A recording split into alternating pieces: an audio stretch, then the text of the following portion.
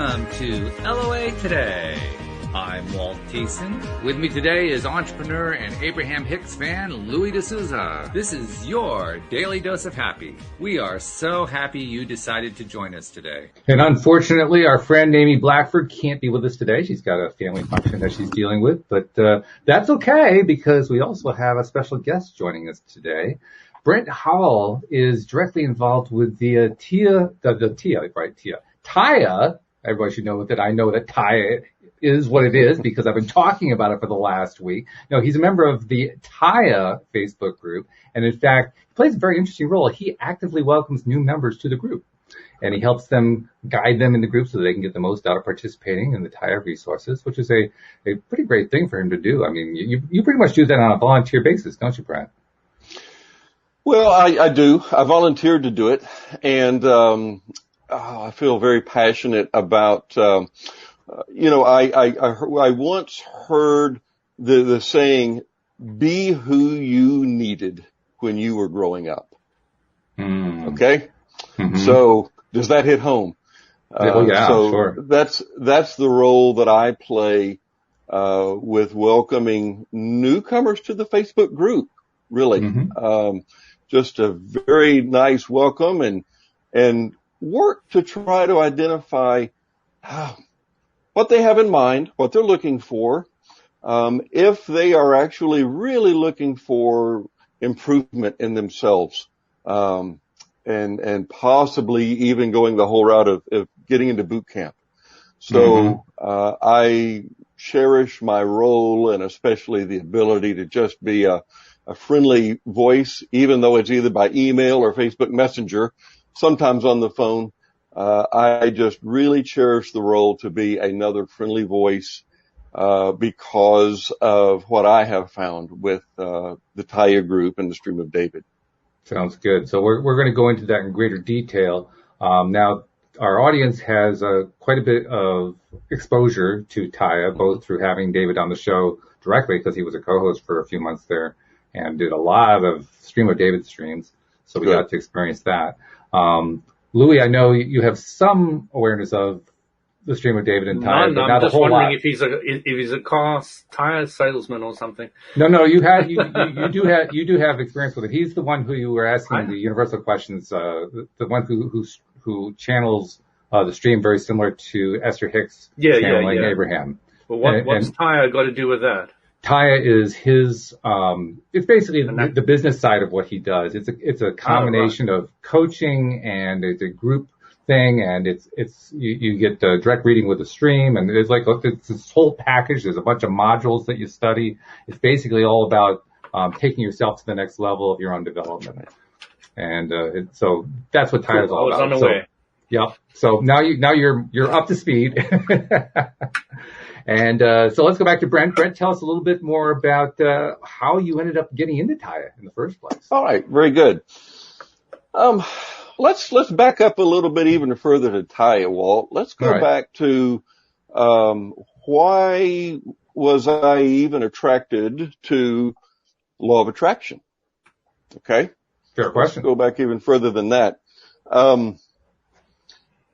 My whole life, I have known and had a sense that behind everything that happens, everything that we're involved with, whether it's good or bad, just life in general, I've always really felt that there is a layer of spiritual energy that is just beyond what we can see with our eyes and what we can perceive.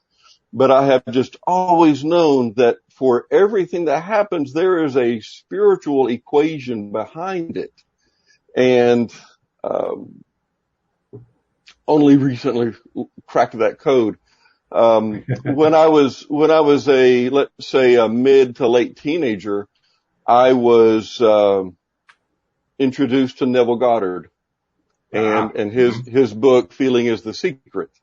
Right. And real close to that message, feeling is the secret, is very close to what David presents as the equation for bringing matter into reality.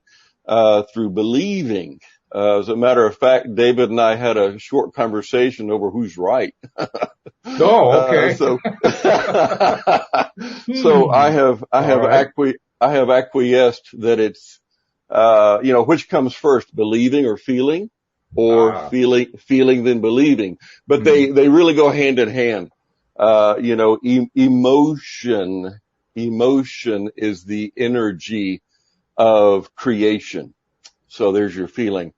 I have been in sales my entire professional life, adult life, and it's true.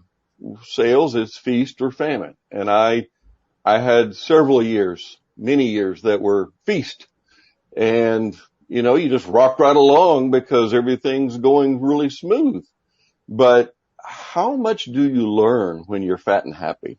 Okay.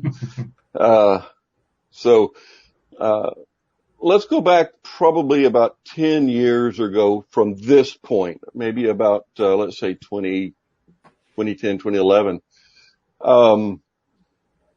You and I know now that a person's mindset really just directly affects what comes to them in this world.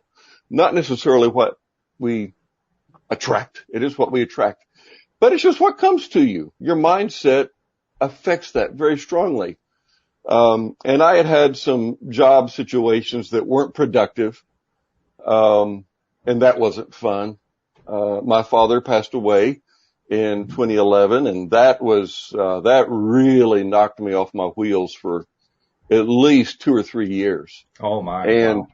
Yeah. And with me being a constant digger, just a constant, what's the code? What's the equation? What do I not have right here? What am I not understanding? Because I knew, and I was even out of work for 18 months in that time. And at 50 years old, that'll rock your world. Sure. That'll, you're still alive. You're still waking up every morning, but you're out of work. So, I knew that the difference between success and despair really was as thin as a sheet of paper. It was just that thin. So, about 3 years ago, and of course now at that point, early 2010 or so, I discovered Abraham Hicks, and the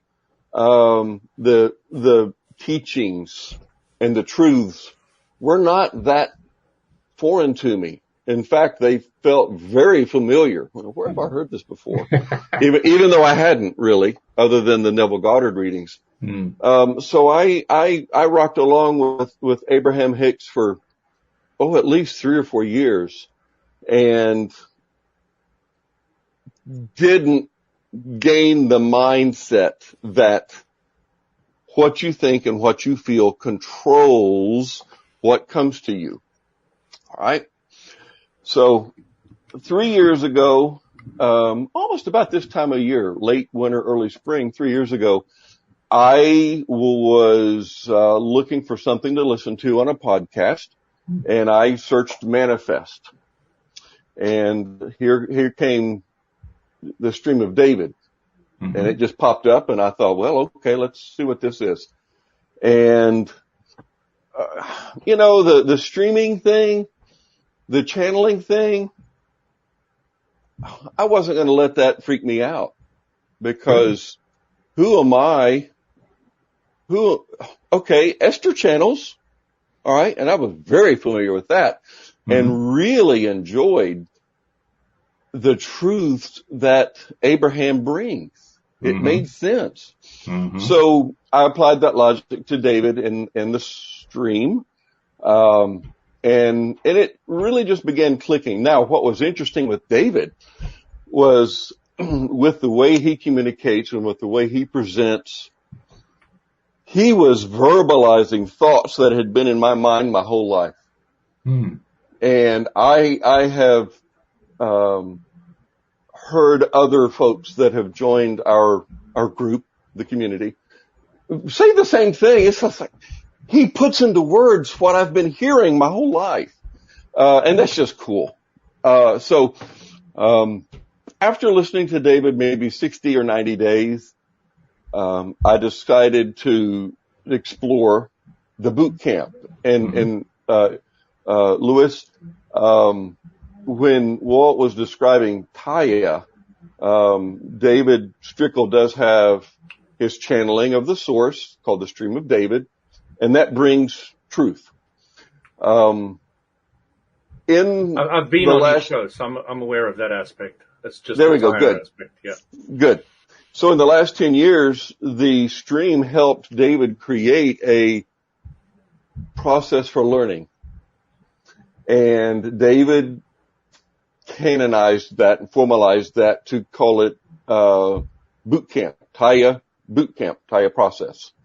By the way, Taya stands for Trust Your Abundance, just so you know what the acronym is. Exactly, Trust Your Abundance. Yeah. That's and a good thing to say. the way that I describe the Taya process is it's self-improvement. Okay. I have also had an energy inside me as long as I can remember finding my first bookstore, going in and looking for self-improvement. So, even 10, 11, 12 years old, we'd go to the mall and you'd find me at Dalton Books, in the self-improvement section. Now you're dating yourself because a lot of people don't even know who Dalton Books is anymore. So I did that on purpose. Because you and I both have gray hair. That's right. Even I know what it is. I've also got gray hair. Yeah. One or two. I talked to David on the phone about the boot camp and came to the realization very quickly that if I'm to open this door and discover the treasures that are inside of me, I need to go through boot camp. So I did. And, it's normally supposed to be about a 8-week course. I took 12 weeks or more. But it changed my life. As David likes to say, it'll give you a new operating system, up here. And it did. So, we can talk further about that, but that's my journey to becoming involved with the Taya community. Well, awesome. Go ahead, Louis. I was just going to say, I've gotten to know Taya pretty well, so I'm going to see what Louis wants to ask to learn more about it, because he's less informed than I am at this point. I understand the idea of a boot camp and helping people understand the basics of LOA and helping them manifest what they want, etc. So, I can visualize possibly what it's like.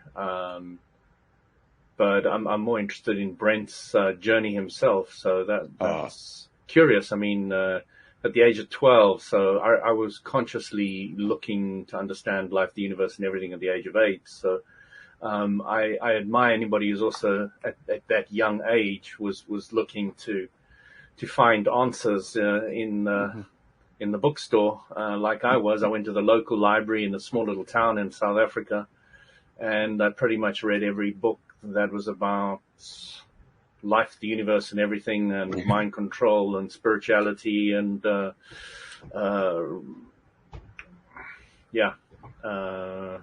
hypnosis, self-hypnosis, etc. And I had a field day there, and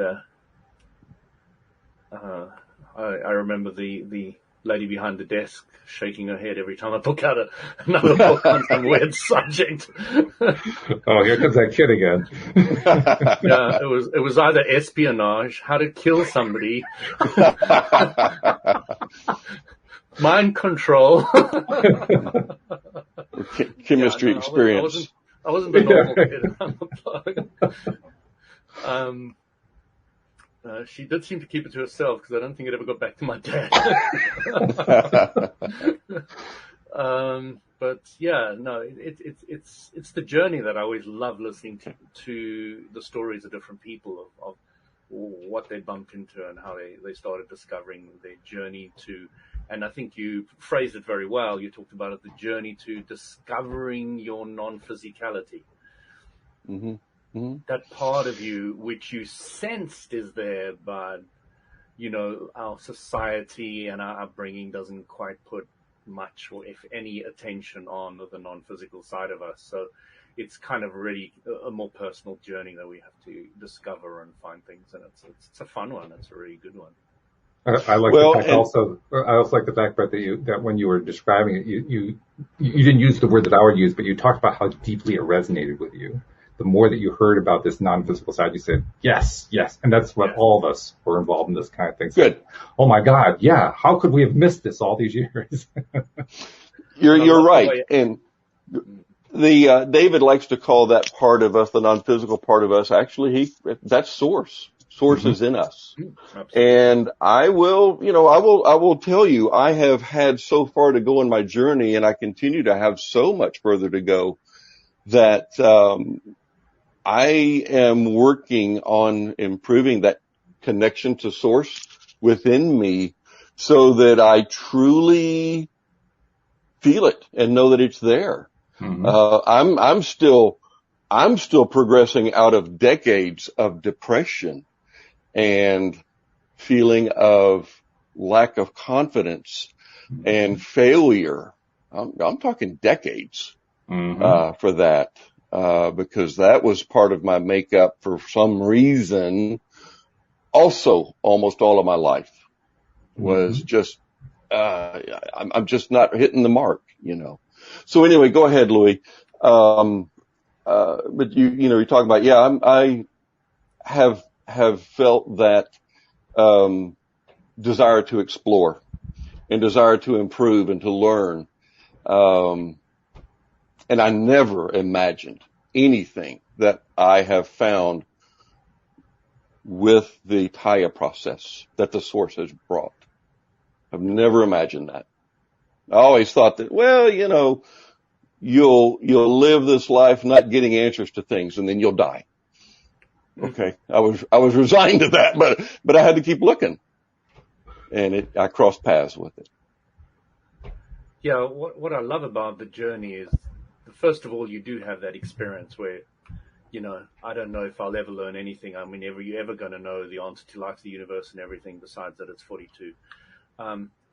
So you go there and you've got this complete blank, and then it starts filling in some of the blanks, and then you get to the stage where you become more enlightened and aware, and you start becoming an excellent manifester and all the rest of it. And then you start realizing that you've only started the journey. It's like the tip of the iceberg now. And there's so much that you don't know. It's just unbelievable. It's so massive. The amount you know is minuscule, and how much you don't know is, infinite. And you start realizing that this journey is never going to end, and you're going to be an endless seeker, and you're going to be fulfilled along the way, but you're just going to be more and more fulfilled, and you're going to expand more and more and more, and it's just going to continue. And I kind of like coming to that stage that I have now, that endless open-endedness of endless expansion, and that's so cool to me. Hey, Lou, I just wanted to give you a little heads up. Your volume's a little bit on the soft side. I know that's been an issue, so I thought I'd let you know just so you can deal with it there. Todd put an interesting comment into the live stream section. I want to throw it up there and see what you guys think. He said, just be careful about opening up your Pandora box by going too far inward. And when I read that, my thought was, can you really go too far inward? I'm curious. What do you think about that, Brent? Oh, okay. Well, here's my take on that. And I have no idea, the perspective that Todd's coming from. So, on the face of his comment, Pandora box, that's Pandora's, the story of Pandora's box is not a pleasant thing. No. So we're assuming that Todd is expressing beware of something not good and unhealthy. Okay, let's put it this way. Part of what David has described in his personal experience, and also with what the stream brings, is David lived in a house in Seattle for a number of years. and very unpleasant, haunted type experiences began happening there. Very real chandeliers falling from the ceiling, landing on the floor, things that were just very real. And he will admit, I attracted those things. So we have to, he had to clear and remove all of that. I've not had any experience with that sort of thing. I don't want any experience with that. You mean you're sane? Is that what you're trying to tell us? I mean, come on. And I don't know what it was about David that attracted that, other than that I know that he was continuing to explore Source, and he was continuing to learn how to communicate with Source. Okay. All right. I appreciate Todd's expression. Not really sure what point he wants to try to communicate as far as letting in something that is not good, not pleasant. I don't know. I have learned with my Taya process, learning how to identify the connection to Source. Mm-hmm. Learning to identify that connection to Source feels like, oh my goodness, that is so beautiful. This feels so good.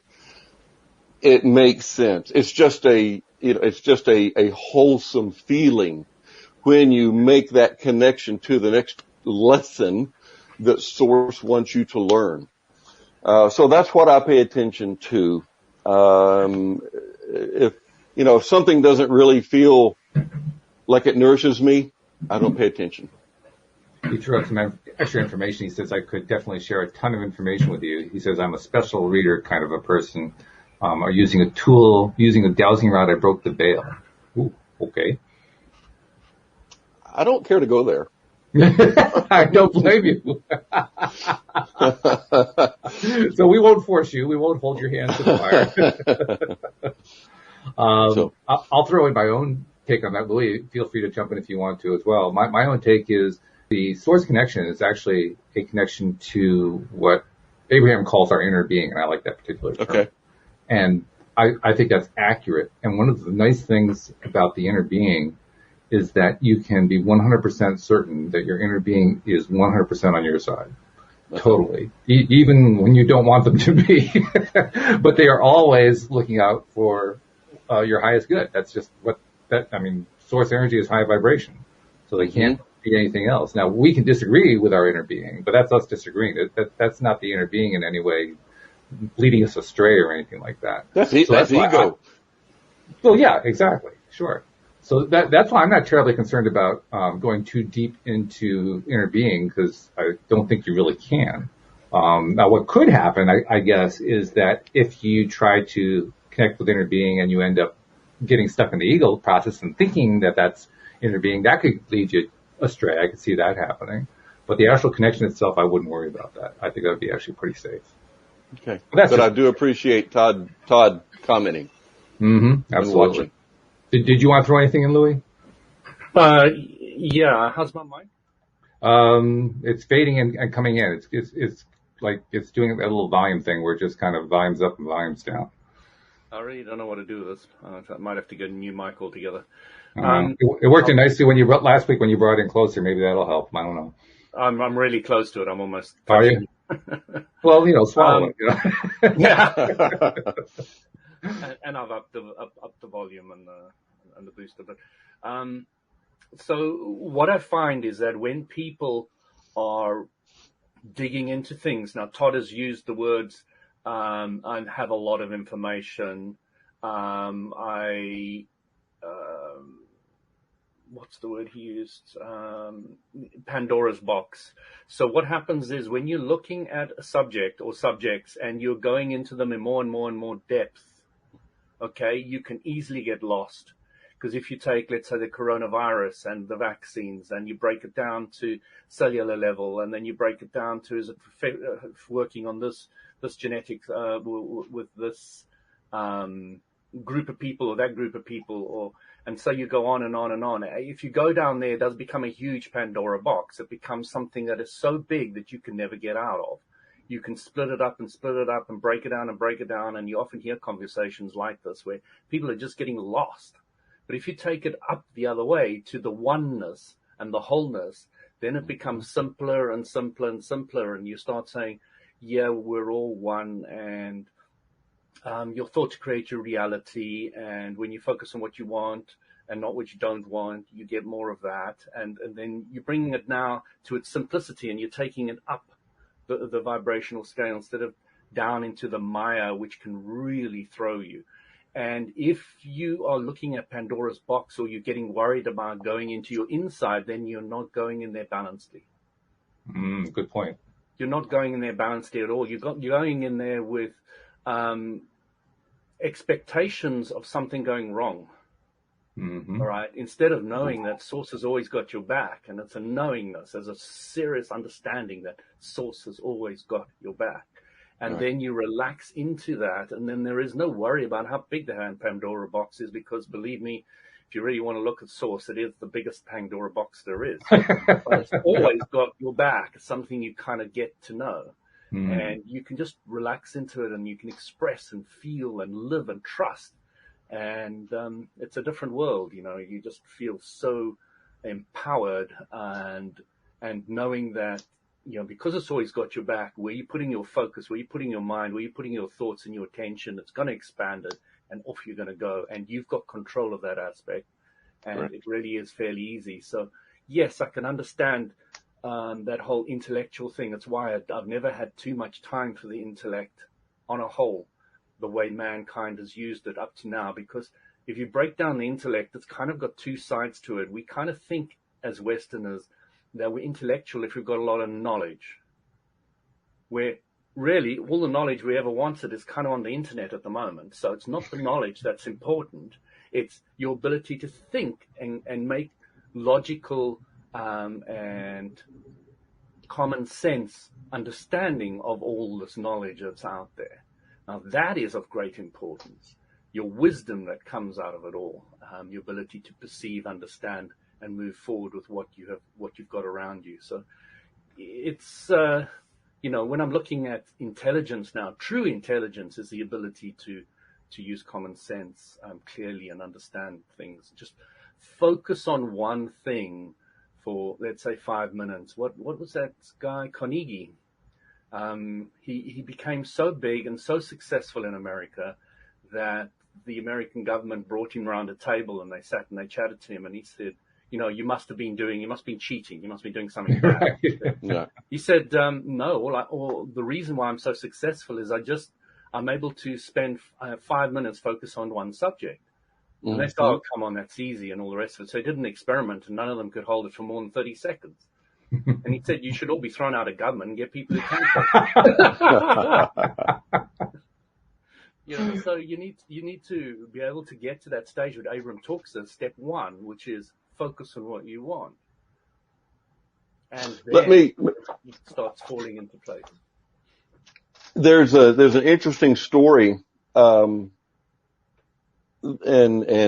I'm sure that I can find references for this. But the story, as I remember it, is at an event one time, Bill Gates, Steve Jobs, and Warren Buffett were together in a cocktail party, standing around talking.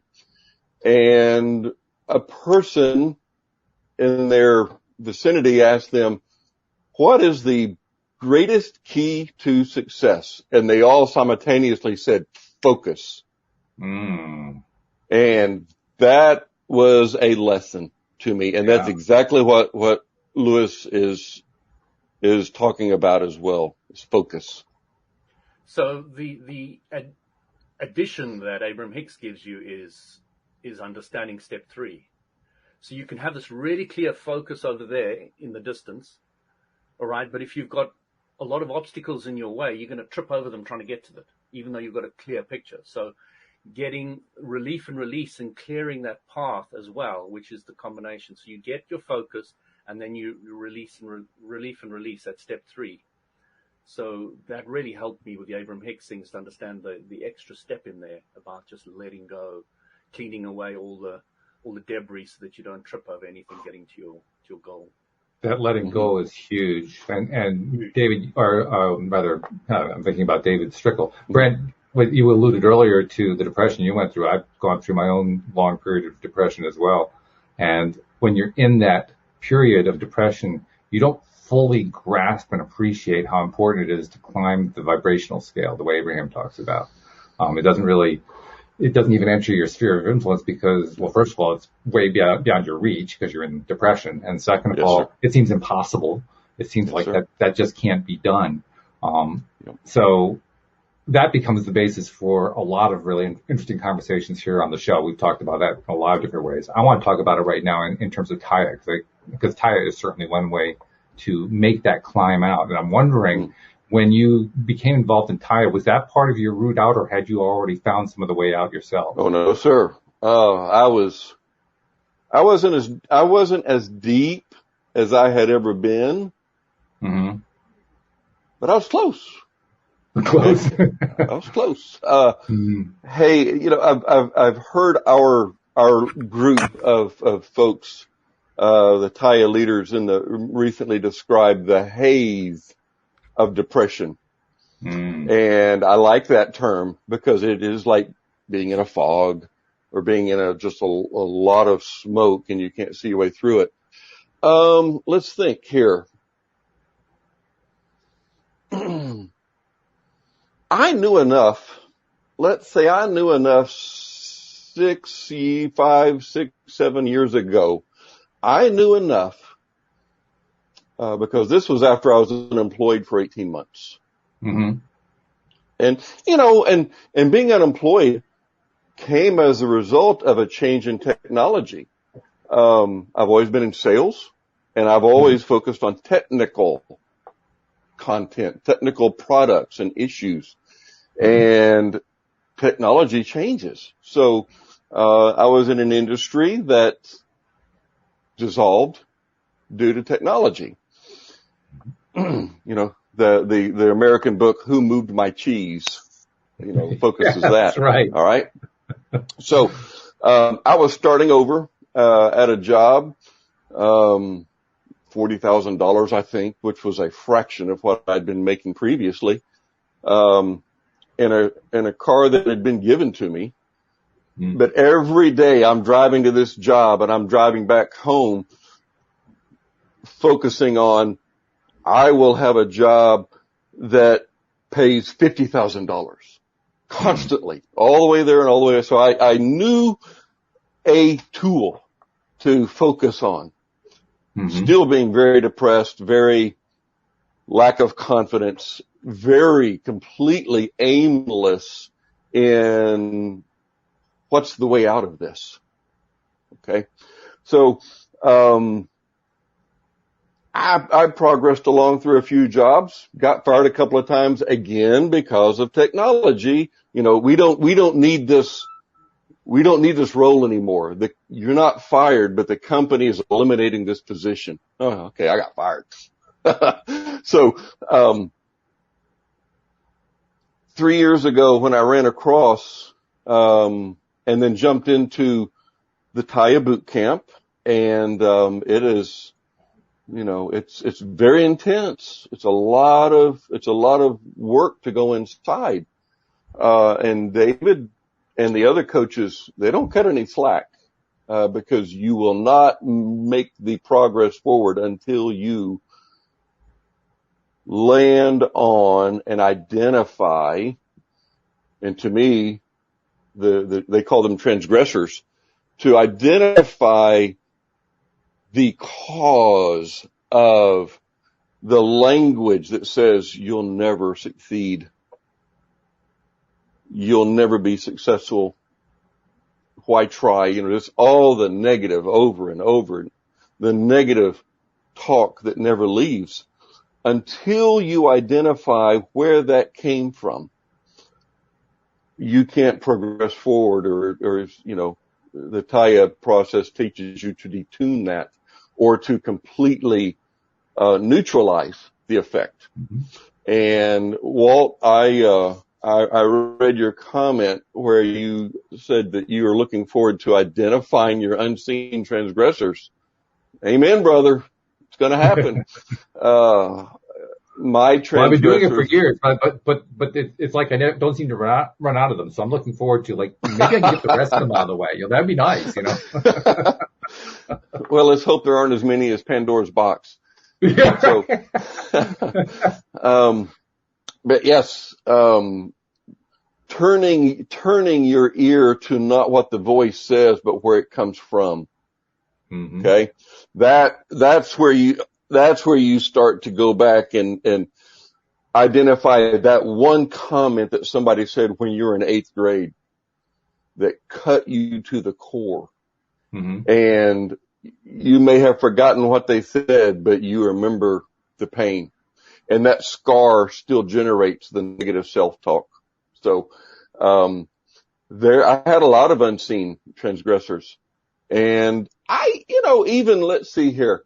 I became very active with the Taya community as far as those of us who help Taya exist day to day. I became very involved with that earlier this year when, after I got through boot camp in about September of 2019, I left the group. You join base camp after that as a graduate. And I just completely cut myself off from the group. And I said, okay, I've got my toolbox here. Let's try these tools. And, I tried to use them for about a year and I failed because, I didn't use them all. I didn't meditate. I didn't set an intention daily, first thing in the morning. There's just so many tools that I ignored because I thought, oh, I got this. I can, I'll make this work. It failed. So, late last year, I got back in touch with a friend who was in boot camp with me, and I said, hey, I'm doing something wrong. And after she asked me a few questions, she says, you're doing everything wrong. because you're not doing anything. And I was holding the mindset. Yeah, I was trying to hold the mindset of being successful. I was falling back on what you feel is what you create. No. It's more than what you believe. You have to engage yourself with the tools that daily strip away the old to create room for the new, for you to expand and move forward into your reality that's closer to source. All right. Does what I'm saying make sense? Sure. It makes sense to me. Yeah. I mean, that's perfect. Basically what I've been doing for the last, 8, 9, 10, 12 years. Yeah. Okay. Very good. I got very connected earlier on this year and it worked so well. It just, Walt and Lewis, just for the peace of mind, just for being able to wake up and not be depressed and to know what to keep on my mind all day long to go in the direction that I want to go into. That was one of the greatest things that I'd been seeking all my life was, what do I hold in my mind to get what I want? And the Taya process made that clear to me. And it's a very effective set of tools and an exercise. It's a very valuable insight. Exercise. It's a very valuable insight to even get that message, to even get that idea that you need to have that implementation. You need to adopt the kinds of things they talk about in Taya. Just because if you don't adopt, you're basically where you were all along. You haven't actually moved anywhere. You got to make change. You got to make growth. Well, it worked for me.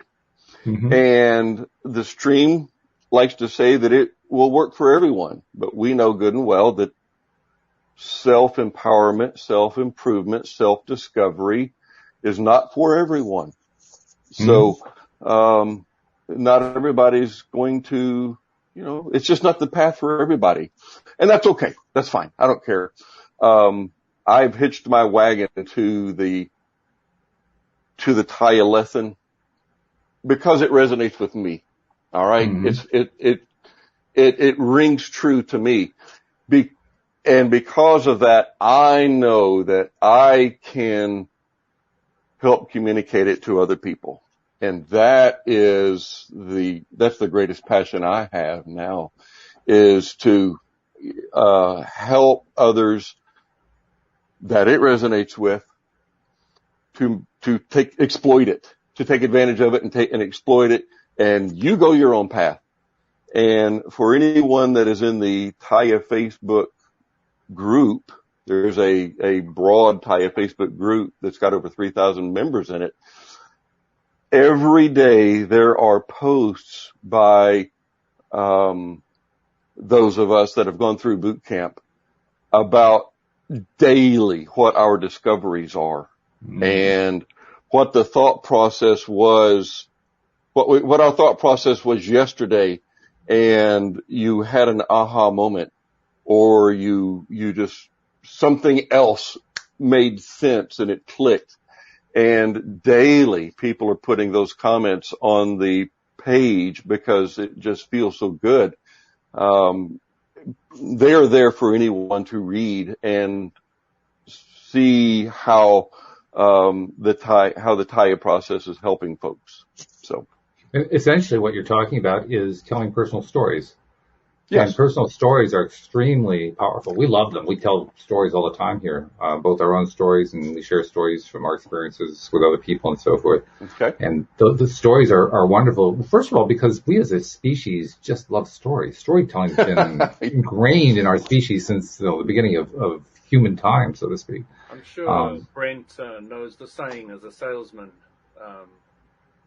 facts tell, stories sell. That's right. Yeah. Yep. Exactly.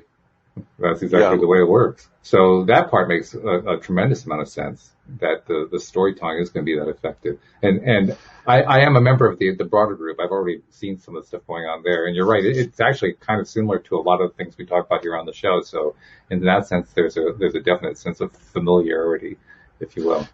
And there's a lot of symbiosis,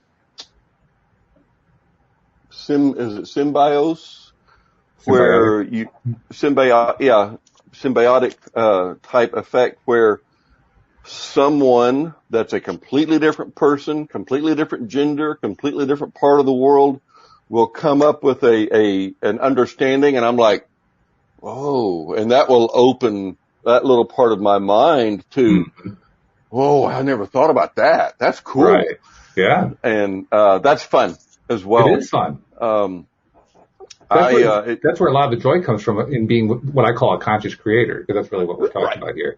You know, I mean, there's so much joy in connecting with other people and finding out they have the same thought I had just yesterday, or 3 weeks ago, or a year ago, or I haven't had just yet, or whatever. But it all resonates. It resonates and resonates and resonates. And the more you get that resonation, the more you realize, wow, we really are all connected. We really are all source energy. All this stuff really is true. And what I enjoy, and this is exactly why I've placed myself in the position where I have with the company, is each person that goes through boot camp, David, in order to generate some content and to share some of the information, David will interview folks, what, like you have. Where were you before? What led you to? What was your experience? And there was a mother who lost her teenage son to a shooting, and she has found peace in her heart with the tool. There was another lady that when she came to Taya, she was a single mother that was homeless. Now, she's a professional and has a degree, college degree, but for whatever reason, the circumstances at that time led her to be without a roof over her head. Right. And those are delicious stories, to hear And to hear him go, and well, another reason that I have committed myself to this path is the folks that bring themselves into the Taya boot camp program are mostly female. Okay. That's 80-90%. Okay. And, there have been men that have come through boot camp, but I've not heard anyone share the story that I bring about having decades of depression, despair, haze of not knowing which way to go, feeling of failure, just all that stuff for a successful professional man. Mm-hmm. And I am just convinced that there's more like me out there. And I think it's very, very safe to say. Very, very safe. And I'm hoping my role, I'm hoping that my role is I can help bring some of those guys in and says, come on guys. It's not horrible. Life can be wonderful, but we got to leave all that baggage behind us. And that's a lot of baggage. Yeah, leave the baggage behind, jump in the water. It's great, Yeah. And learning how to let go and make it stay gone. It helps to know that the baggage is simply thoughts, and it's thoughts that you don't want. It's thoughts about things that you don't want. That's all the baggage is. It's nothing else. Right, and right. They become active vibrations as you think about them over time. That's exactly right. That's the point I was making is it's not here and now unless I bring it up here and now. Mm-hmm. If I leave it back there, it's going to dry up and wither away. And it's annoying actually because, we like to believe that, well, it's not my thoughts doing it. I'm a victim of circumstance. Things have happened to me. It wasn't me doing all of this. And then we learned that, it really was us. It's like, oh, damn, I can't get away with anything anymore. I read a book right before, or I would say 6 to 8 months before I discovered, the Stream of David. And I believe it was by Joe Dispenza, but I'm not sure. But it deals with how to change your thoughts. Mm-hmm. And that served me very well. That set me up to be able to go into the Taya and just make a clean cut, because that's work, buddy. To let those long living thought habits, and that's all they are. It's a chemical stream running in your brain that's a thought habit. And the more you run it, the more you feed it, the more you fire it. And you have to learn how to change direction away from that thought habit and not continue to fire it. If you fire it, you wire it. That was another book that was critical to preparing me for this experience. Mm-hmm. Mm-hmm. Yeah. I mean, it's funny. All this stuff I've been doing this show now for, almost 9 years. Actually this coming Friday will be episode number 1500, which is a nice milestone to reach. Wow. Yeah. Yeah. It blows my mind, to be perfectly honest. And I did all of them. And all of that journey has been about one thing. Exactly what you just talked about, rewiring my brain and encouraging others to rewire their brains to literally spend all of, or as much of my attention and focus and energy as I can on what I like instead of what I don't like, on what I want instead of what I don't want, on what I enjoy rather than what I don't enjoy, and so on. It's so freaking simple. And yet I've done 1,500 episodes on it.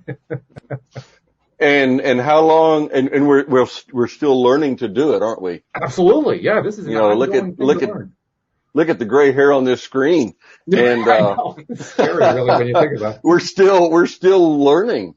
I'm still learning from the guy who's over to your right, to your left, actually, because I mean he claims that he has gray hair. I don't see it. I mean, I love my camera. Where do I get one of those? Yeah, right. Yes. So he's actually a master at eliminating gray hairs, I'd have to say. But that's been Good. the other beauty of doing the show. I have had the privilege of interviewing and talking with a lot of really great fellow students on the path. All of whom had wonderful things to teach me along the way. And I think that's where the greatest advantage of something like a Thai boot camp comes in, because you connect in with like-minded people who are all pretty much on the same path, pretty much going in the same direction, different degrees of, this person's a little further ahead, that person's not quite there, and so forth. But you're all pretty much going in the same direction. And that reminds me directly of the Napoleon Hill concept from Think and Grow Rich, the mastermind. Because that's really what Thai boot camp is. It's a mastermind. It's a massive mastermind. What we do here on the show, that's also a form of mastermind. Correct. And it's incredibly powerful. It's one of those powerful things that you don't even realize how powerful it is until you're in the middle of it. When you first approach it, you say, well, yeah, okay, that's just a bunch of people hanging out talking about stuff. But then you get into it and you realize this stuff really is actually powerful, and it's more powerful when you do it with somebody else. It's really, really amazing how that works. It's so fun. And, I hadn't heard anyone, verbalize the thoughts that had been in my mind until I met David. Mm-hmm. So that was really cool. Yeah. I mean, it's just like, wow, it's time. It's time. This is an idea whose time has come. So it's here. And I hadn't met that many other seekers either of this type. Okay. I've not been in, other groups or communities, because I'm just a real solo guy. And there's no one in my realm of acquaintances that, really like to not push the envelope, but just pierce it with all your might, because that's the way I seek, it's just push. And you have to learn also how to not push need either. If you want to push and explore, find the right thing to push and explore. I learned that lesson also over the last 10 years about creating need, pushing need, exploring need. And David says, the universe says, you're right. Have some more. You're right. Have some more. Have some more. It'll never run out. It's like, darn, stupid. Well, gotta learn. My favorite phrase that goes along with that is, I did it again. haven't heard that one, but it's true. It's what it feels like. I just did it again. I can't believe I did it again. Yep, exactly. Well, I'm glad that it's given you so much growth and satisfaction to have that particular path. Yeah. Well, not direction. Being depressed, for so long, and having clear depression, you realize how energizing and just liberating that feels. It's just like, I'm not on the wrong path. I know I'm not on the wrong path. That's a big deal. It is. And I'm going to ask you something about something else too, because this is a thing that comes up a lot. Okay. Wow. Particularly among people who've had really rough times they've gone through, that what they call the dark night of the soul kind of things. Okay.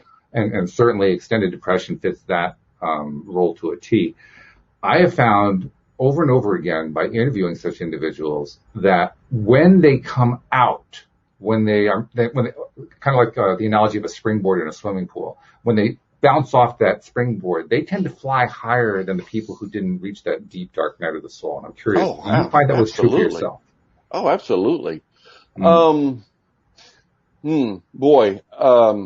You've touched on a knee-jerk reaction that I've taught myself to not compare myself to others, because when you compare yourself to others, who's the loser? Yeah. Who's the one that's going to lose? Me. But absolutely. If you're not I believe that it's part of being a seeker just a nonstop continuous seeker. I believe that it's part of it is going through the not finding what you want and being frustrated or even to the point of depression. But to your question, I absolutely am grateful for where my journey has brought me. I did not enjoy what I went through, but I'm not going to worry about that. I appreciate where I am now and what brought me to this point. And, I'm every day I'm like, who can I help? Who can I help? You know, who can I bring in and help pull that veil off of their eyes and their heart? Because see, it's not just your mind. It's just, you've got to release the desire and appetite for hope and being happy. Okay. You have to give yourself permission for that, actually. There's a saying in Taya, that it helps you to learn, clarity, abundance, and joy. And on our Facebook group post yesterday, one of our coaches placed the open-ended question, do you feel joy? And a lot of us are saying not yet, because we are still just gaining ground on where we are. Okay. And early on in the boot camp course, after you're in it for 2 or 3 weeks, you think, oh, I got this. You know, it's like, oh. And then I would be upset and disappointed because I wouldn't feel joy. Well, I have decided to feel content. I'm happy to feel content. And I'm good with that. Good. So yeah. If I get to the joy point, it will be because of someone else that I've helped. Okay. That's what's going to raise that balloon, to its highest level. I mean, to go to the Abraham Hicks concept of the emotional guidance scale, okay, you're at the point of basically of acceptance. So you're going to go to the next step, whatever that next step is. And you're just going to keep climbing one step at a time. And eventually you get to joy because, well, you're not all that far from the top at this point. That's the good right. part, you know? That's exactly right. Yeah. And, you know, you've also learned as we've heard all our lives, take it a day at a time. That's all we have. This right now is all we have. And you have to keep the perspective, headed in the right direction at this point and not worry about tomorrow. Tomorrow's not here yet. Well, I'm going to give you some credit for joy because you brought joy to the program by sharing your story. So thank you for the joy you have brought. Thank Seriously. you. I am just so grateful for the opportunity to share what's been in me for so long. I don't have the community other than folks like yourself. So I appreciate that. You're very welcome. And, Louis, we weren't able to hear a whole lot from you, mainly because we kept making fun of your gray hair. But other than that, the parts we did here were wonderful. So we're looking forward to continuing that discussion, especially with Amy next week. Hope you guys have a wonderful week. And I want to especially thank those in the live stream who jumped in with your questions, your comments. That was always helpful as usual. But especially I want to do my shout out to all of our regular listeners. We really appreciate you. And remind people about the LOA Today app. Be sure that if you have not yet downloaded it, to download it. It's got a lot of great stuff on it, including, by the way, a meditation by David Strickle. Just saying. It's built in as a freebie. So take advantage of that and use it to send in questions and comments to be included on the show. In the meantime, I'll thank you, gentlemen, very much. And we'll see you all next time here on LOA Today. Goodbye, everybody. Thanks, Brett. Love your story.